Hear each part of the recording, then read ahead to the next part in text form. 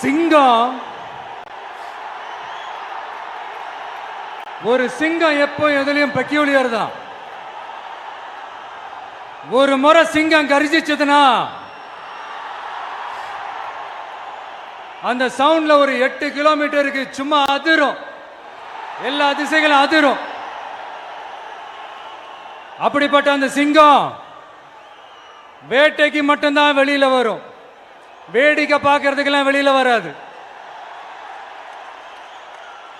வேட்டையில கூட உயிரோடு இருக்கிற மிருகங்களை தான் வேட்டையாடும். அதுலயும் பெரும்பாலும் தன்னை விட பெரிய சைஸ் உள்ள மிருகங்களை தான் குறி வச்சு தாக்கும், ஜெயிக்கும். எவ்வளவு பசியில் இருந்தாலும் உயிர் இல்லாததை, கெட்டு போனதை தொட்டு கூட பார்க்காது. அப்படிப்பட்ட அந்த சிங்கம் அவ்வளவு ஈஸியா எதையும் தொடாது, தொட்டா விடாது. காட்டோட 4 பக்கமும் மார்க்கிங் மை டெரிட்டரின்னு தன்னுடைய பவுண்டரியை தானே வகுக்கும். அப்படிதான் அந்த காட்டையை தன்னோட கண்ட்ரோல்ல வச்சிருக்கும். சிங்கத்துக்கு கூட்டத்தோட இருக்கிறதுக்கும் தெரியும், தனியா இருக்கிறதுக்கும் தெரியும். அப்படியே தனியா வரணும்னு நினைச்சாலும் அஞ்சாம அலட்டிக்காம சும்மா கெத்தா தனியா வந்து அத்தனை பேருக்கும் தண்ணி காட்டும்.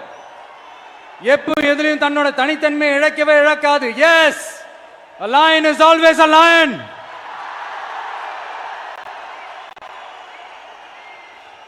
There are so many jackals and other animals in the forest, but there will be only one lion. And even if it is single, it will be the king of jungle. It is not only a description but also a clear declaration. சிங்கத்தை பத்தி பேசிட்டு நம்ம சிங்க குட்டிகளையும் சிங்க பெண்களையும் பத்தி நம்ம பேசாம இருக்க முடியுமா? அவங்களை எப்படி நான் மறப்பேன்? அவங்க தான் என்னுடைய உயிராச்சே, என் நெஞ்சில் குடியிருக்கும்.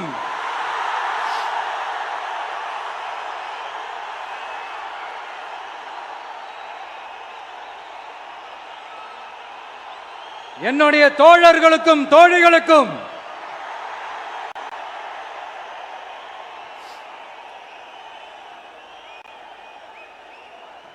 நேர்ல வர முடியாத சூழல்ல வீட்டில் இருந்துகிட்டே நம்மளோட இந்த மாநாட்டில் நேரலை வாயிலாக கலந்துகிட்டு இருக்கிற என்னுடைய அம்மாக்கள், அக்கா தங்கைகள், அண்ணன் தம்பிகள், நண்பர்கள் அனைவருக்கும் என்னோட உயிர் வணக்கம். என்னோட உயிர் வணக்கம், என்னோட உயிர் வணக்கம்.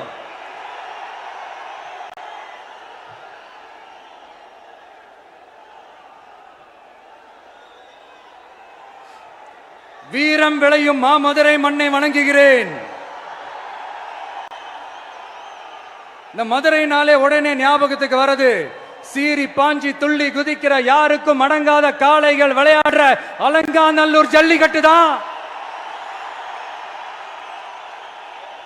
நம்ம வைகை ஆறுதான் அழகர் ஆத்துல இறங்குற வைபவம். மதுரை மீனாட்சி அம்மன் இந்த மண்ணோட உண்மையான குணம், உணர்வு பூர்வமான மண் இது. அது மட்டும் இல்ல, இந்த மண்ணில் வாழ்ற மக்களும் அப்படித்தான் உணர்வு பூர்வமான ஆளுங்க. நான் இந்த மண்ணில் கால் எடுத்து வச்ச உடனே ஒரே ஒருத்தரை பத்தி தான் மனசுக்குள்ள ஓடிக்கிட்டே இருந்தது. அவர் யாருன்னு உங்களுக்கும் தெரிஞ்சிருக்கும். சினிமானாலும் சரி, அரசியல்னாலும் சரி, நமக்கு ரொம்ப ரொம்ப பிடிச்சது புரட்சி தலைவர் எம்ஜிஆர் அவர்கள் தான்.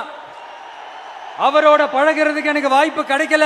ஆனா அவரை மாதிரியே குணம் கொண்ட என்னுடைய அண்ணன் புரட்சி கலைஞர் கேப்டன் விஜயகாந்த் அவர்களோட பழகிறதுக்கு எனக்கு நிறையவே வாய்ப்பு கிடைச்சது. அவரும் இந்த மதுரை மண்ணை சேர்ந்தவர் தானே, அவரை மறக்க முடியுமா? தமிழ்நாட்டு மக்கள் உணர்வுபூர்வமா உண்மையா நம்ம பக்கத்திலே நிக்கிறவங்க, அதுக்கு ஒரு மிகப்பெரிய அடையாளம் தான் இந்த மதுரை மண். நம்ம தமிழக வெற்றி கழகம் கையில் எடுத்திருக்கிற அரசியலும் அப்படித்தான். உண்மையான அரசியல், உணர்வு பூர்வமான அரசியல், நல்ல அரசியல், நல்லவங்களுக்கான அரசியல், நாட்டு மக்களுக்கான அரசியல், நல்லது மட்டுமே செய்கிற அரசியல்.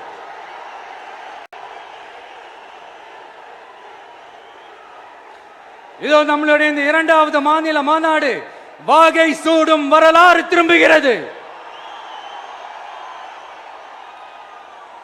அப்படி இந்த மாநாட்டுக்கு பேர் வச்சிருக்கிறோம். 1967லயும் 1977லயும் நம்ம தமிழக அரசியல் ஒரு மிகப்பெரிய ஆட்சி அதிகார மாற்றங்கள் ஒண்ணு நடந்துச்சு இல்லையா? அதே மாதிரிதான் அடுத்த வருஷம் 2026ல அப்படி ஒரு வரலாறு திரும்ப போகுதுன்னு உறுதியா சொல்றதுக்கான மாநாடு தான் நம்மளோட இந்த இரண்டாவது மாநில மாநாடு.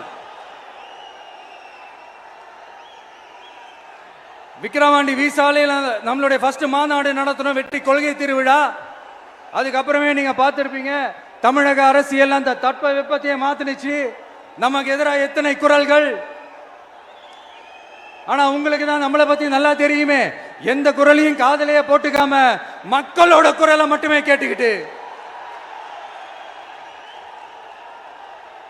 நமக்கு எதிராக வர அத்தனை கூக்குரல்களையும் சின்னதா ஒரு சிரிப்போடவே கடந்து வந்திருக்கிறோம். அது இல்லாம நம்ம மாநாட்டில் ஒலிக்கிற இந்த குரல் இந்த ஒற்றை தமிழ் மகனோட குரல் மட்டுமல்ல, ஒட்டுமொத்த தமிழ்நாட்டு மக்களுடைய குரல். தமிழ்நாட்டில் இருக்கிற ஒவ்வொரு வீட்டில இருந்தும் ஒலிக்கிற குரல், ஒட்டுமொத்த உலகெங்கும் வாழும் ஒவ்வொரு தமிழ் வீட்டிலிருந்தும் எழும் குரல்.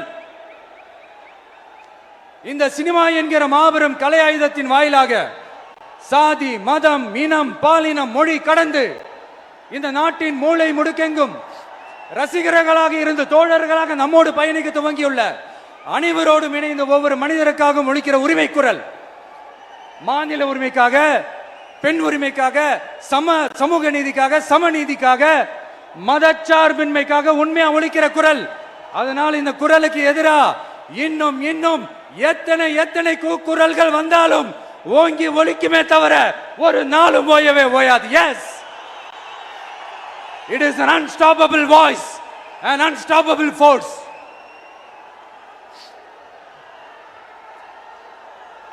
நம்ம அரசியலுக்கு வர்றதுக்கு முன்னாடி அட இவரெல்லாம் வர மாட்டாரியா, அவரே வரல, இவரே வரல, இவருங்க வர போறாரு அப்படின்ட்டு நிறைய பேர் ஜோஷியம் சொன்னாங்க. அப்புறம் நம்ம கட்சியினுடைய பேர் அறிவிச்சதுக்கு அப்புறம் பேரு தானே அறிவிச்சிருக்கிறாரு, மக்கள் கிட்ட பேர் வாங்கணும்ல, அதெல்லாம் முடியாதுன்னாங்க. அப்புறம் ரொம்ப முக்கியமா மாநாடுலாம் எவ்வளவு பெரிய விஷயம், அதெல்லாம் இவர் ஒத்தால எப்படி பண்ண முடியும், சும்மா பக்கத்தில் புஷியானதை வச்சுக்கிட்டு மாநாடுல எப்படி நடத்தி காட்ட முடியும், அதெல்லாம் அவங்களால முடியாது. அப்புறம் மழை பெஞ்சு எல்லாத்தையும் கெடுத்துரும். ஏன் என் கூட இருக்கிறவங்களே கூட தான் சொன்னாங்க. அதுக்கப்புறம் என்ன நடந்துச்சுன்னு உங்க எல்லாருக்குமே தெரியும். இப்ப புதுசா ஒண்ணு சொல்ல ஆரம்பிச்சிருக்கிறாங்க. அது என்னடானா, ஆட்சியை பிடிக்கிறதெல்லாம் அவ்வளவு ஈஸி இல்லை இல்லையா. இப்ப அதெல்லாம் விட்டாங்க, இப்ப இங்க வந்துட்டாங்க. இவர் நேரா ஷூட்டிங்ல இருந்து வருவாராம், வந்து ஆட்சியை பிடிப்பாராம். அது எப்படி இவராலே முடியும், அவராலே முடியல, இவராலே முடியல, அவருக்கு அத்தனை வருஷம் ஆச்சு, இவராலே எப்படி முடியும் ஒரு பக்கம். இன்னொரு பக்கம் கூட்டம்லாம் ஓகே தான், அது எப்படி ஓட்டா மாறும் அப்படின்றது இன்னொரு பக்கம். இப்படி கதை, திரைக்கதை, வசனம், இயக்கம், பாடல்கள்,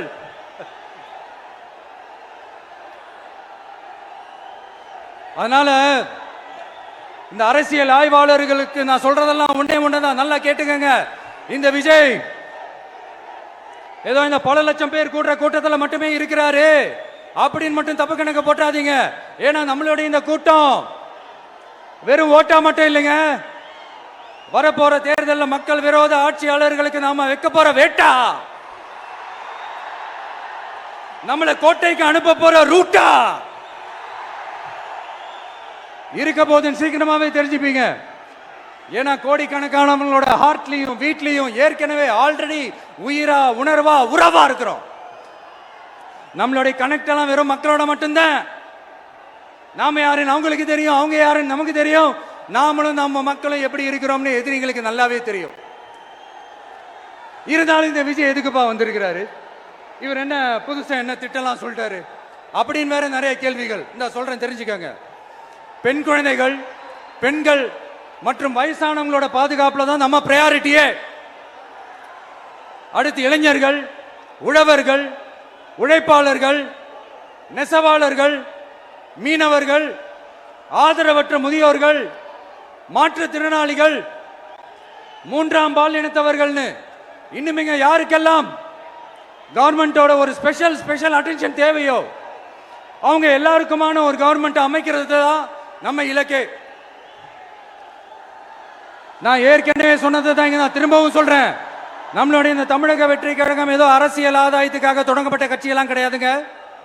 கொள்கை கோட்பாடுகளோடு தந்தை பெரியார், பெருந்தலைவர் காமராஜர், அண்ணல் அம்பேத்கர், வீரமங்க வேலு நாச்சியார், மக்கள் சேவகர் அஞ்சலை அம்மாள்,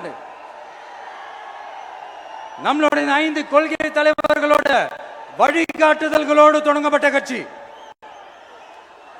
நம்ம ஸ்டாண்ட்ல நாம எப்பவுமே ஸ்ட்ராங்கா தாங்க இருக்கிறோம். அதுல எந்த மாற்றத்துக்கோ எந்த சமரசத்துக்கோ துளி கூட இடமில்லை. நம்மளுடைய ஒரே கொள்கை எதிரி பாஜக தான். நம்மளுடைய ஒரே அரசியல் எதிரி திமுக தான். எப்படி? நம்மளுடைய ஒரே கொள்கை எதிரி,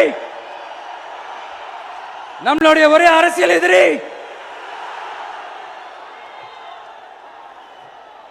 ஏதோ அண்டர் கிரவுண்ட் ஆதாயத்துக்காக டீல் போட்டுக்கிட்டு டீல் பேசிக்கிட்டு இந்த அலையன்ஸ் வச்சுக்கிட்டு இந்த ஊரை ஏமாத்துற கட்சி எல்லாம் நம்ம டிவிக்கே கிடையாதுங்க. யாருக்காகவும் எதுக்காகவும் எந்த பயமும் கிடையாது. மாபெரும் பெண்கள் சக்தி நம்மளோட இருக்கிறாங்க, மாபெரும் இளைஞர்கள் சக்தி நம்மளோட இருக்கிறாங்க, ஒட்டுமொத்த தமிழ்நாட்டு மக்களுடைய சக்தி நம்மளோட நிக்கிறாங்க. அப்படி இருக்கும்போது இந்தியாவில் இருக்கிற எல்லா ஸ்டேட்லயும் வாழ்ற நம்ம தமிழ் நெஞ்சங்கள் மட்டும் இல்ல, உலகம் பூரா 100க்கும் மேலான நாடுகள்ல வாழ்ற நம்ம தாய் தமிழ் உறவுகள் எல்லாருமே என்ன விஜய் தளபதி விஜய் இல்லனா விஜய் தளபதி இப்படி சொந்தம் கொண்டாடுற கோடிக்கணக்கானவங்களோட அன்பு மாசியும் நம்மளோட இருக்கும் போது, இவங்க எல்லாருமே நம்மளோட நிற்கும் போது எதுக்குங்க இந்த பாசிச பாஜகவோட நேரடி கூட்டணியோ இல்ல மறைமுக கூட்டணியோ உறவு வச்சுக்க? நாம என்ன உலகமாக ஊழல் கட்சி என்ன?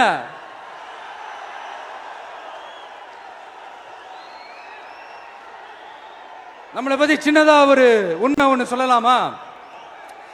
என்னடா இவர் வாயால இப்படி சொல்றாருன்ட்டு யாரும் தவறா நினைச்சுக்க வேணாம். ஏன்னா இது ஒரு விதத்துல ஒரு ஃபேக்டும் கூட. அதனாலதான் நான் சொல்லணும்னு ஆசைப்படுறேன். நம்ம யார் தெரியும்ல? நாம எல்லாருமே சொல்றேன். நாம யார் தெரியும்ல? இந்தியாவின் மாபெரும் மக்கள் சக்தி கொண்ட ஒரு மகத்தான வெகுஜன மக்கள் படை.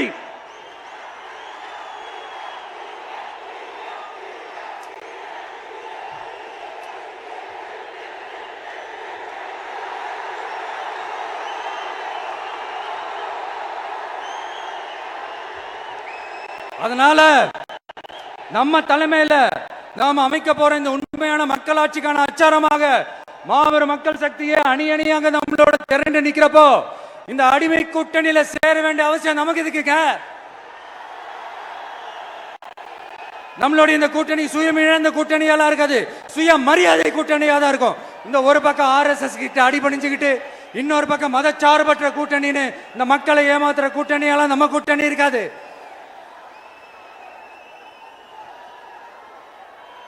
நான் இப்பவும் சொல்றேன், நம்மளை நம்பி வர்றவங்களுக்கு ஆட்சியிலும் அதிகாரத்திலும் உறுதியாக பங்களிப்பு செய்யப்படும். உடனே இந்த கேள்விகள்லாம் வரும். அப்ப யாரு கூட்டணி, யாரு வரா, யாரு போறா, இந்த கேள்விகள்லாம் வரும். இந்த கேள்விகளுக்கெல்லாம் ஒரே ஒரு பதில் தான், சஸ்பென்ஸ்ல சஞ்சாரம் செய்யுங்க. ஆனா ஒண்ணு, 2026ல 2 பேருக்கு நடுவுல தான் போட்டியே. ஒன்னு டிவிகே, இன்னொன்னு டிஎம்கே. இந்த போட்டி எப்படி இருக்க போதுன்னா, இந்த அலையன்ஸை வச்சு எப்படியாவது நம்ம தப்பிச்சிடலாம். என்ன இந்த பழைய இந்த மேத்தமேட்டிக்ஸ் அரித்மேட்டிக்ஸ் இதெல்லாம் வச்சு எப்படியாவது நம்ம தப்பிச்சிடலாம் அப்படின்னு நினைக்கிறவங்களோட அந்த கனவு ஒரு நாளும் மைப்படாது. சரி, இப்ப நம்ம வேற ஒரு ஏரியாவுக்கு ஒன்று வருவோம். எதிர்காலம் வரும், என் கடமை வரும், இந்த கூட்டத்தின் ஆட்டத்தை ஒழிப்பேன்.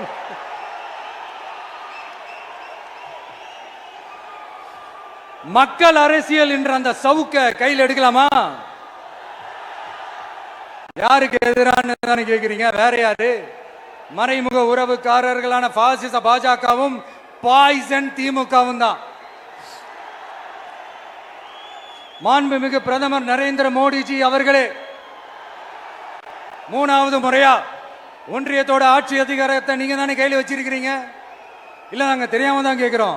நீங்க ஆட்சிக்கு வந்தது ஒட்டுமொத்த மக்களுக்கும் நல்லது செய்யவா, இல்ல நம்மளுடைய இந்த இஸ்லாமிய நண்பர்களுக்கும் இஸ்லாமிய தோழர்களுக்கும் எதிராக சதி செய்யவா?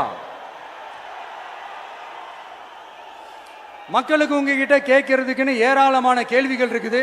அதனால அவங்க சார்பா அவங்கள ஒருத்தனா அவங்களோட ஒரு உண்மையான ஒரு பிரதிநிதியா உங்ககிட்ட சில கேள்விகள் கேட்கணும். மிஸ்டர் பிரைம் மினிஸ்டர் அவர்களே,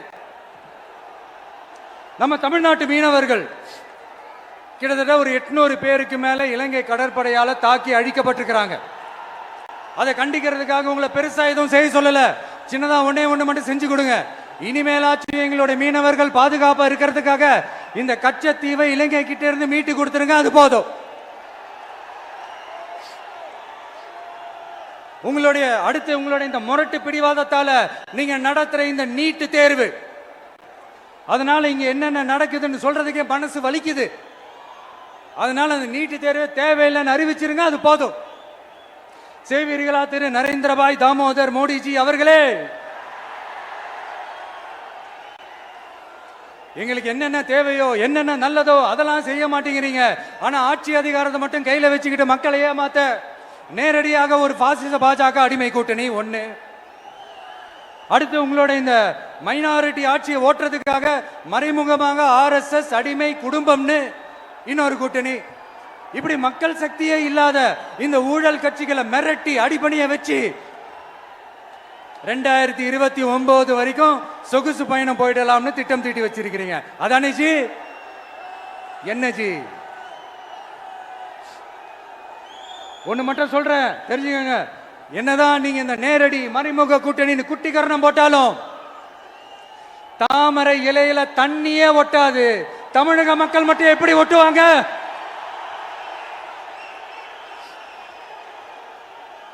இங்க ஒரு MP சீட்டு கூட தரலன்றதுக்காக தமிழ்நாட்டுக்கும் தமிழ்நாட்டு மக்களுக்கும் எதுவுமே செய்யாம ஓரவஞ்சனை செய்யுது இந்த ஒன்றிய பாஜக அரசு. சங்கம் வச்சு தமிழ் வளர்த்த மண் இந்த மதுரை மண். அதனால இங்க அந்த கீழடியில கிடைச்ச ஆதாரங்களை எல்லாம் மறைச்சிட்டு எங்க நாகரிகத்தையும் எங்க வரலாறையும் அழிக்கிறதுக்காக உள்ளடி வேலை செய்யலாம்னு நினைக்கிறீங்க. தமிழ்நாட்டை தொட்ட என்ன நடக்கும் நீங்க பல உதாரணங்கள் இருக்குது. அதனால இதையெல்லாம் மறைச்சிட்டு எங்க மக்களை ஏமாத்திடலாம்னு மட்டும் நினைக்காதீங்க. மத நல்லிணக்கத்திற்கு பெயர் பெற்ற இந்த மதுரை மண்ணிலிருந்து சொல்றேன், உங்க எண்ணமெல்லாம் ஒரு நாளும் ஈடேறாது.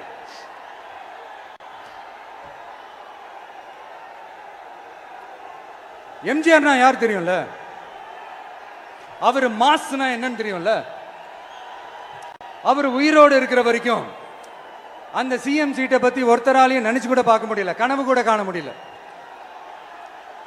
எப்படியாவது அந்த CM சீட்டை என்கிட்ட கொடுத்துருங்க, என் நண்பர் எம்ஜிஆர் திரும்ப வந்ததுக்கு அப்புறம் நான் திருப்பி கொடுத்துறேன்னு தன்னோட எதிரியை கூட மக்கள் கிட்ட கெஞ்ச வச்சவர் எம்ஜிஆர். எப்படி கெஞ்ச வச்சவர்? அதனால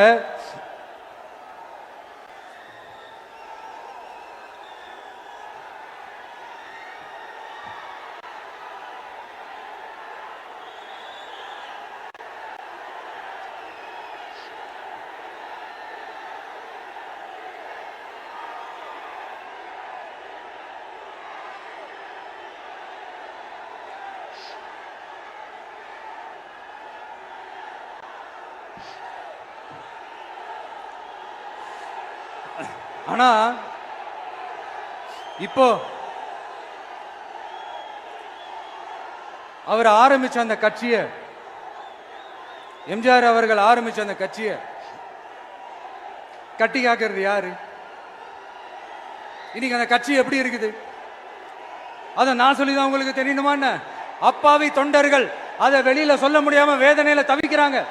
2026 சட்டமன்ற தேர்தலில் யாருக்கு ஓட்டு போடணும், எப்படிப்பட்ட ஆட்சி இங்க அமையணும்னு அந்த அப்பழுக்கற்ற அந்த தொண்டர்களுக்கும் ரொம்ப நல்லாவே தெரியும். அதனால என்ன வேஷம் போட்டுக்கிட்டு பாஜக இங்க தமிழ்நாட்டுக்குள்ள வந்தாலும் அவங்க வித்தை எல்லாம் இங்க வேலைக்கே ஆகாது.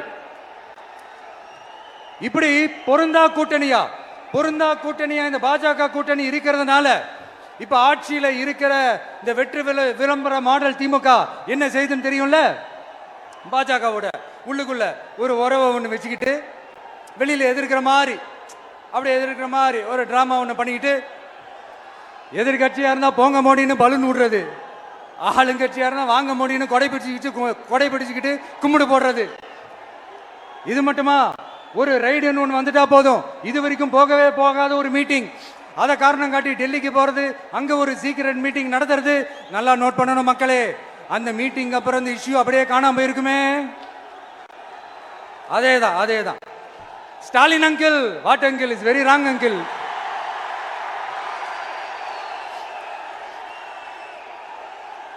இப்படி தமிழ்நாட்டில் இப்ப நடக்கிற இந்த ஆட்சியினுடைய லட்சணத்தை பார்த்துக்கிட்டு நாம எப்படி சும்மா இருக்க முடியும்? ஒரு தவறு செய்தால், அதை தெரிந்து செய்தால், அவர் கபட நாடக மு.க. ஸ்டாலின் அங்கிளாகவே இருந்தாலும், அங்கிள் அங்கிள் உங்களுக்கு மனசாட்சின்னு ஒன்று இருந்துச்சுன்னா நாங்க கேட்கிற கேள்விகளுக்கு மட்டும் கொஞ்சம் பதில் சொல்லுங்க அங்கிள். நீங்க நடத்துற இந்த ஆட்சியில நேர்மை இருக்கா? நியாயம் இருக்கா? ஊழல் இல்லாம இருக்கா? சட்டம் ஒழுங்கு சரியா இருக்கா? பெண்களுக்கு பாதுகாப்பு இருக்கா? பொதுமக்களுக்கு பாதுகாப்பு இருக்கா? இயற்கை வளங்களுக்கு பாதுகாப்பு இருக்கா? சொல்லுங்க மை டியர் அங்கிள், சொல்லுங்க. டாஸ்மாக்ல மட்டுமே இது வரைக்கும் 1000 கோடிக்கு மேல ஊழல்னு சொல்றாங்க. அதுல மட்டுமா தப்பு நடக்குது? வேற எதுல தான் நடக்கல? உலகத்திலே மிஸ்டர் கிளீன் ரெக்கார்ட்ஸ் எல்லாம் உங்களுக்கும் உங்க கூட இருக்கிறவங்களுக்கும் மட்டும்தான் அங்கிள் கொடுக்கணும். இதை பார்த்து வாயே இல்லாத ஊரு கூட வயிறு வலிக்கு சிரிக்குது. பெண்களுக்கு 1000 ரூபாய் கொடுத்துட்டீங்கன்னா போதுமா அங்கிள்? அப்படியே அது மூடி மறைச்சிடலான்னு பாக்குறீங்களா? படிக்கிற இடத்துல, வேலைக்கு போற இடத்துல, வெளியில போற இடத்துலன்னு அவங்களுக்கு பாதுகாப்பே இல்லைன்னு ஒட்டுமொத்த பெண்களும் கதறாங்க. அந்த கதறல் சத்தம் ஏதாவது உங்க காதுல கேக்குதா அங்கிள்? இதுல வேற உங்க அப்பான்னு கூப்பிடுறாங்கன்னு வேற சொல்றீங்க. What is this uncle? Is very very wrong uncle, is very very wrong. பெண்களுக்கு மட்டுமா பொய் வாக்குறுதி கொடுத்து ஏமாத்துறீங்க? அரசு ஊழியர்கள், ஆசிரியர்களை ஏமாத்துறீங்க, விவசாயிகளை ஏமாத்துறீங்க, பரந்தூர்ல பாதிப்பே வராதுன்னு சொல்லி ஏமாத்துறீங்க, மீனவர்களை ஏமாத்துறீங்க, போதைப் பொருள் கலாச்சாரத்தை ஒழிக்காம ஏமாத்துறீங்க. ஐயோ ஐயோ ஐயோ, very very first uncle, very very first. எப்படி கேட்டாலும் இவங்க கிட்ட இருந்து எந்த பதிலும் வர போறதில்லை. ஏன்னா இருந்தா தானே. இப்ப ஆட்சியில இருக்கிற நம்மளுடைய அங்கிள் பதில் சொல்றது இருக்கட்டும். மக்களை நீங்க சொல்லுங்க, நீங்க உண்மையை சொல்லுங்க. செய்வோம் செய்வோம் செய்வோம் செய்வோம்னு சொன்னாங்களே, சொன்னதெல்லாம் செஞ்சாங்களா? உங்களை தான் கேக்குறேன், சொன்னதெல்லாம் செஞ்சாங்களா? சத்தமா சத்தமா மை டியர் அங்கிள், கேக்குதா? மக்களோட சத்தம் கேக்குதா? இது வெறும் சாதாரணமான முழக்கம் தான். கூடிய சீக்கிரம் மக்களை போய் சந்திக்க போறேன், அவங்களோட மனசு விட்டு பேச போறேன். அதுக்கப்புறம் இந்த சாதாரணமான முழக்கம் இடி முழக்கமா மாறும். அத்தோட நிக்காது, அந்த இடி முழக்கம் தமிழ்நாட்டோட போர் முழக்கமா மாறும். அந்த போர் முழக்கம் உங்களை ஒரு நிமிஷம் கூட தூங்க விடாது. நடக்குதா இல்லையான்னு பாருங்க. என்னடா இவன் இவ்வளவு ஸ்ட்ராங்கா சொல்றானேன்னு பாக்குறீங்களா? எல்லாரும் கட்சி ஆரம்பிச்சதுக்கு அப்புறம் தான் ஒவ்வொரு வீட்டுக்குள்ளேயும் போறதுக்கு ட்ரை பண்ணுவாங்க. ஆனா நாங்க அப்படி இல்லை. ஒவ்வொரு வீட்டுக்குள்ளேயும் போனதுக்கு அப்புறம் தான் கட்சியாவே ஆரம்பிச்சிருக்கிறோம்.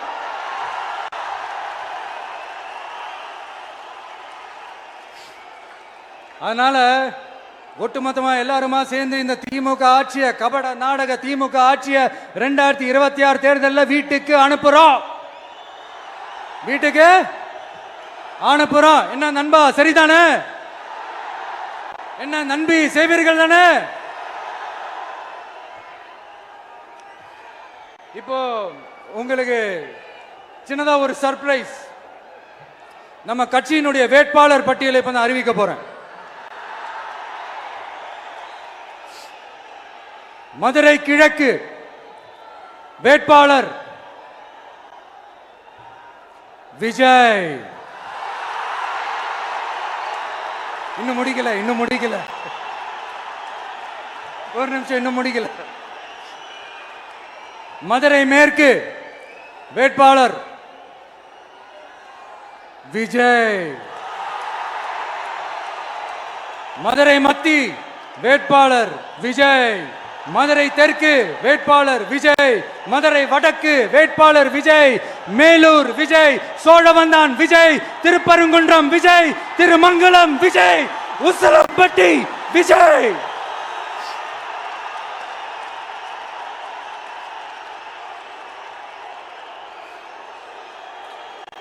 என்னடா எல்லா தொகுதியிலும் ஒரே வேட்பாளர்னு பாக்குறீங்களா?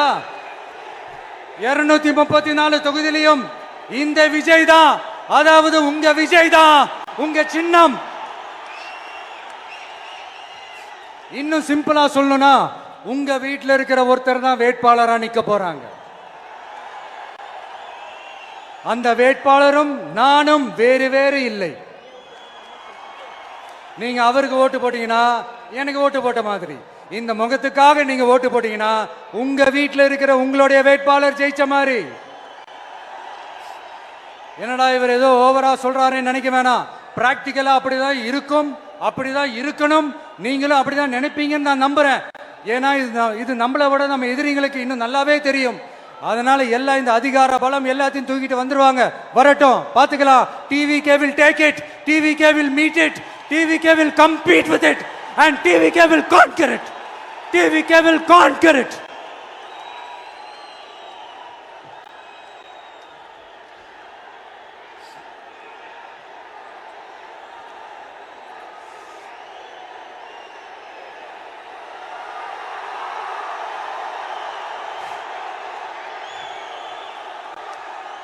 இந்த நேரத்தில் நம்ம மனசுல இருக்கிறத மக்கள் கிட்ட சொல்லி ஆகணும்.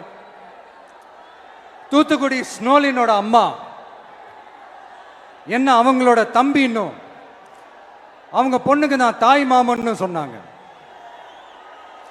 அந்த அக்காவோட குழந்தைக்கு மட்டும் இல்லைங்க, என்ன அண்ணனா தம்பியா நினைக்கிற தமிழ்நாட்டில் இருக்கிற என்னோட எல்லா சகோதரிகளின் குழந்தைகளுக்கும் நான் இன்னைக்கு மட்டும் இல்ல, என்னைக்குமே ஒரு தாய் மாமனா தான் இருப்பேன். நீங்க எல்லாரும் என்னுடைய ரத்த உறவு, கூட பிறந்த பொறுப்பு. என் வீட்டு ரேஷன் கார்டுல வேணா உங்க பேர் இல்லாம இருக்கலாம், உங்க வீட்டு ரேஷன் கார்டுல வேணா என் பேர் இல்லாம இருக்கலாம். ஆனா நாம் எல்லாரும் ஒண்ணுதான், உறவுதான். நமக்கு இடையே எந்த அரசியலும் உள்ள நுழையவே முடியாது. என்கிட்ட இருந்து உங்களையும் உங்ககிட்ட இருந்து என்னையும் எந்த சக்தியாலும் பிரிக்கவே முடியாது. அப்புறம் நான் ஒன்னும் இந்த மார்க்கெட் போனதுக்கு அப்புறம், ரிட்டையர் ஆனதுக்கு அப்புறம் அடைக்கலம் தேடி அரசியலுக்கு வரல. படைக்கலனோட வந்திருக்கிறோம். பவர்ஃபுல் போர்ஸோட, மாபெரும் படை வரிசையோட, எல்லாத்துக்கும் தயாராகி தான் வந்திருக்கிறோம். இவ்வளவு தயாரா நாம அரசியலுக்கு வர்றதுக்கு ரொம்ப ரொம்ப முக்கிய காரணம் ஒண்ணு இருக்கு. அது என்ன தெரியுமா? நன்றி கடன், நன்றி கடன், நன்றி கடன். கிட்டத்தட்ட ஒரு 30 வருஷமா, 30 வருஷத்துக்கு மேல நீங்க தான், நம்ம மக்கள் தான் என் கூட நிக்கிறீங்க, எனக்காக நிக்கிறீங்க, என்னை தாங்கி பிடிக்கிறீங்க, மனசுல ஏந்தி பிடிக்கிறீங்க, தாய் அன்போட மடியில ஏந்திக்கிறீங்க. உண்மையை சொல்லணும்னா வேற யாரை விடவும் எனக்கு இந்த அன்பையும் ஆதரவையும் கொடுத்திருக்கிறீங்க. என் மேல உயிரையே வச்சிருக்கிறீங்க. என்ன உங்க வீட்டுல ஒருத்தனாவே ஆக்கிட்டீங்க. நீங்க எனக்கு கடவுள் கொடுத்த வரம்.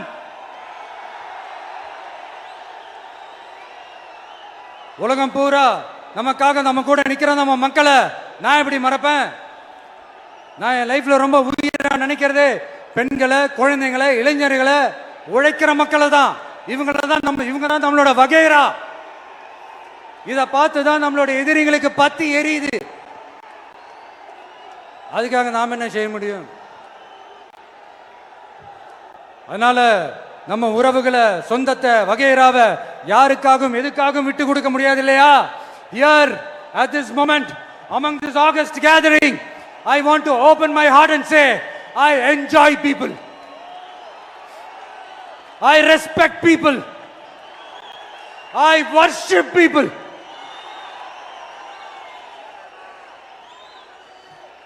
சரிப்பா, இவ்வளவு செஞ்ச நம்ம மக்களுக்கு நன்றி கடனா உன்னால முழுமையா செலுத்த முடியுமான்னு கேட்டா சத்தியமா சொல்றேன், என்னால முடியாதுதான். இன்னும் எத்தனை ஜென்மம் எடுத்தாலும் அந்த நன்றி கடனை என்னால தீர்க்கவே முடியாது. அப்புறம் என்ன மானாவுக்கடா நீ வந்திருக்க அதானே கேக்குறீங்க? மைண்ட் வாய்ஸ் கேட்ட மாதிரி இருந்தது. வாழ்நாள் முழுக்க நம்ம மக்களுக்காக ஆதரவா துணையா நிக்கிறத தவிர அவங்களுக்காக உழைக்கிறத தவிர எனக்கு வேற எந்த எண்ணமும் இல்லை. எனக்கு இப்ப வேற வேலையும் இல்லை. இனிமே எனக்கு இதுதான் என் வேலையே. என் கடன் இனி என் மக்களுக்கு பணி செய்து கிடப்பதே. இப்படியா ஹார்ட் டு ஹார்ட் யதார்த்தமா பேசிய பழகிட்டோம். இதுக்கு மேலேயும் எனக்கும் மக்களுக்கும் இடையே இருக்கிற அந்த உறவை பத்தி நான் பேச ஆரம்பிச்சேன்னா ஒரு மாதிரி எமோஷனல் ஆயிடுவேன். அப்புறம் அதை கண்ட்ரோல் பண்றது ரொம்ப கஷ்டம். அதனால என்ன மனசார நேசிக்கிற நம்ம மக்களுக்கு ஒன்னே ஒன்று சொல்றேன். இந்த விஜய் உங்க விஜய், உங்களுக்கான விஜய், உங்களுக்காக மட்டுமே இருக்கிற விஜய். உங்க கூட நிக்க, உங்களுக்காக நிக்க, உண்மையா நிக்க, உணர்வோட நிக்க, உறுதியா நிக்க, உங்க கூட பேச, உங்களுக்காக பேச, உண்மையா பேச, உணர்வோட பேச, உறுதியா பேச, உங்களுக்காக சேவை செய்ய உங்க விஜய் நான் வர.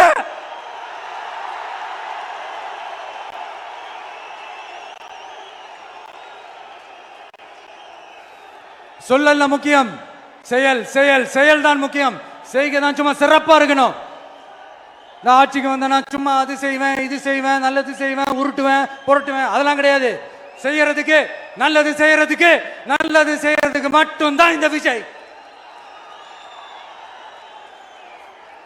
அப்புறம் ஒரு அரசியல் தலைவன் அவன் சினிமாக்காரனா நல்லவனா கெட்டவனா இதெல்லாம் தாண்டி அவன் உண்மையானவனா, அதுதான் ரொம்ப ரொம்ப முக்கியம். இது சம்பந்தமா ஒரு குட்டி கதை ஒன்று சொல்றேன். ஒரு நாட்டில் ஒரு ராஜா தனக்கு பக்கபலமா இருக்கிறதுக்காக, கூட துணையா இருக்கிறதுக்காக ஒரு தளபதியை தேடுறாரு. சரியான தகுதிகளோட ஒரு 10 பேர் செலக்ட் ஆகுறாங்க. ஆனா அதுல ஒருத்தர் மட்டும் தான் செலக்ட் பண்ணணும். அதனால அந்த ராஜா என்ன பண்றாருன்னா ஒரு டெஸ்ட் வைக்கிறாரு. அந்த 10 பேர் கையிலையும் விதை நெல்லை கொடுத்து இதை நல்லா வளர்த்து கொண்டு வாங்க, ஒரு 3 மாசம் கழிச்சு வாங்கன்னு சொல்லி அனுப்பி வச்சிடுறாரு. 3 மாசம் கழிச்சு வரும்போது அதுல ஒருத்தர் ஆளு உயரத்துக்கு வளர்த்திருந்தாரு, ஒருத்தர் தோல் உயரத்துக்கு வளர்த்திருந்தாரு. அதுல ஒரு 9 பேரும் நல்லா வளர்த்து கொண்டு வந்திருந்தாங்க. ஒருத்தர் மட்டும் வெறும் தொட்டியோடவே வந்தாரு. என்னன்னு கேட்டதுக்கு, நானும் தண்ணி ஊத்தி ஊத்தி பாக்குறேன், உரம் வச்சு வச்சு பாக்குறேன், வளரவே மாட்டேங்குது ராஜா, என்ன பண்றதுன்னு தெரியலன்னு சொன்னதுக்கு ராஜா அவரை கட்டி அணைச்சிக்கிட்டு, இனிமே நீதான் என்னுடைய தளபதி, எல்லா அதிகாரமும் உனக்கு தான் சொன்னாரு. ஏன்னா அந்த 10 பேர் கையிலையும் ராஜா கொடுத்தது அவித்த விதை நெல், அது முளைக்கவே முளைக்காது. அந்த 9 திருட்டு பயலும் என்ன பண்ணிருக்காங்கன்னா வேற விதை நெல்லை வாங்கி அதை வளர்த்துட்டு ராஜாவையும் மக்களையும் ஏமாத்திருக்கிறாங்க. ஆனா இவர் மட்டும் உண்மையை போட்டு உடைச்சிட்டார். அதனால ஒரு நாட்டுக்கு திறமை எந்த அளவுக்கு முக்கியமோ அந்த அளவுக்கு உண்மையும் நேர்மையும் முக்கியம். இப்போ நீங்க எல்லாரும் தான் அந்த ராஜா. நீங்க தேர்ந்தெடுக்க போற அந்த தளபதி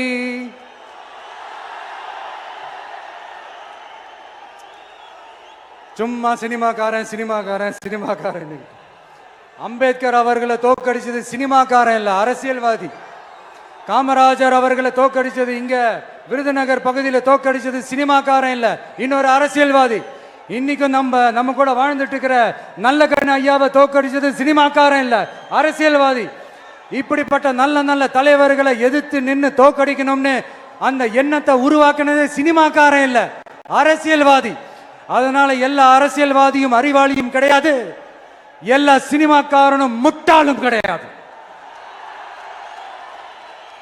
கான்பிடண்டா இருங்க, நல்லதே நடக்கும், வெற்றி நிச்சயம். மீண்டும் சந்திக்கும் வரை நன்றி, வணக்கம்.